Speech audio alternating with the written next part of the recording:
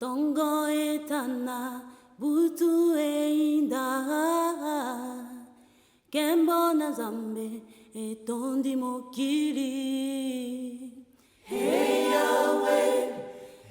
Yahweh kumama Tens of thousands and perhaps hundreds of thousands of people are dying of fungal infections in sub-Saharan Africa. Like tuberculosis, fungal infections are a very serious cause of morbidity and mortality in immunocompromised patients like patients with HIV. The mortality rates for this organism, Cryptococcus, this sugar-coated killer, continues to be extraordinarily high.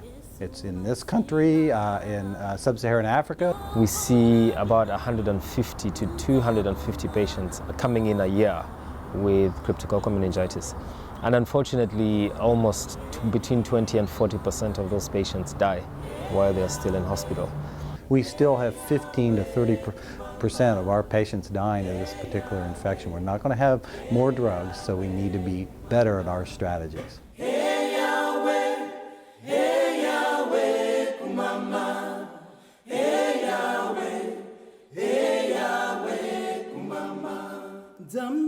In the African setting, many people go to the hospital when they're really hopeless, when they're almost losing hope. Education is not so well disseminated, especially in the rural areas. People still go some long distances to get care, which is a big factor on losing people to follow-up. And so you would want to have centers which are closer and closer to the people. We do not have a great deal of funding in medical mycology, and that's partly due to the fact that we don't have enough individuals who are interested in this area. There are still issues about access to some of these drugs. Flucytosine, which is a component of what we think is the most effective combination, is not available in Africa. Growing in Rwanda is difficult when you compare to other parts of the world. Sometimes it was difficult, and to go to school, you don't have school fees, or sometimes you don't have food.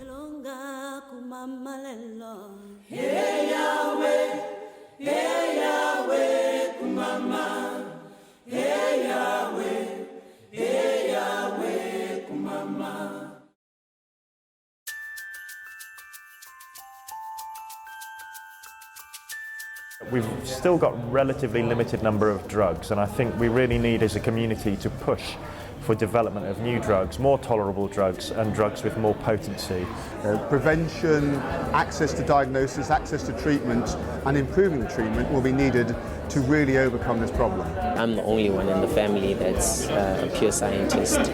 My future career, my future goal is actually to become the first formally trained mycologist in Uganda. And my sister is going to university and she's hoping to become a medical doctor or scientist in the future. Well, right now, with the different fundings and the different researches that are going on, well, there's hope for these patients.